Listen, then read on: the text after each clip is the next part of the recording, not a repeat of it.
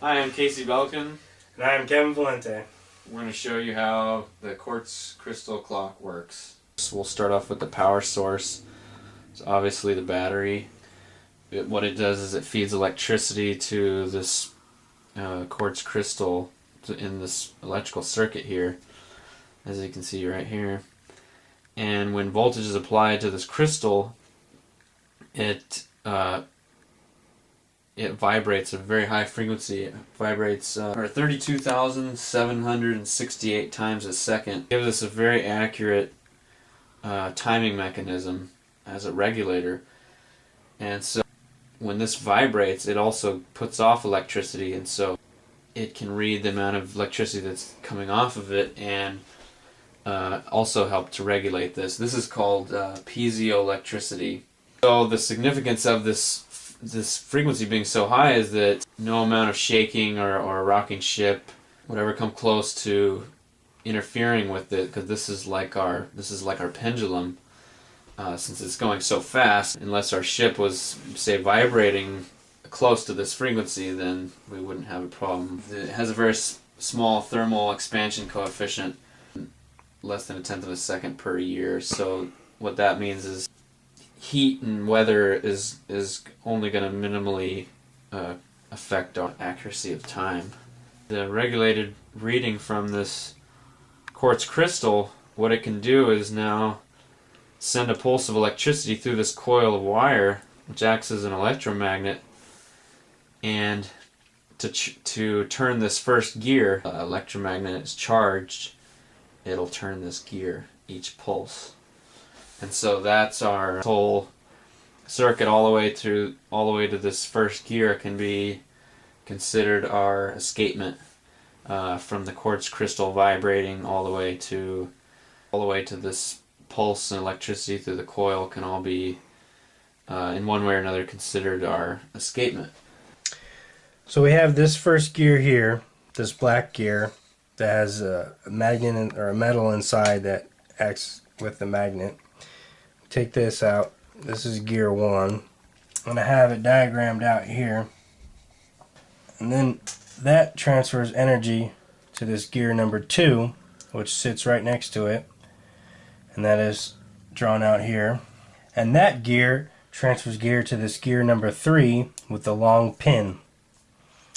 Now this long pin attaches to the second hand on the time indicator, second hand, and that transfers power to this fourth gear here. The top teeth are for seconds, and it transfers down to the second layer of teeth, which is minutes.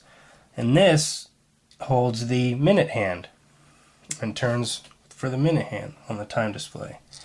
And that transfers the energy to this gear number 6. That transfers the minutes to hours and turns this hours hand. Moves the 7th gear here, and that holds the hour hand rod, and that turns for every hour. And we also have this gear here, this 8th gear, and that adjusts the time. So that would turn, and it turns the rest. So now I will put it back together. So what compensation do we have for the Chilean earthquake that changed our length of a day by 1.26 milliseconds? That would be this special gear right here. Yeah. That fits on I don't think so. 180 degrees each pulse. And that transfers through this, and it goes, and then this moves 1 tooth every second from that. And this is the one with the long steel rod that goes down, which the second hand snaps onto. And then this number 3 gear transfers the power to this number 4, the seconds teeth here, and it transfers down to the minutes teeth here. And this is the minutes hand wheel, and it has a long shaft which the minutes hand snaps onto for the time display. And then each time this turns, it moves this number 6 gear with these the minutes, and this is the hour. And this is the gear that has the slip with the adjust time.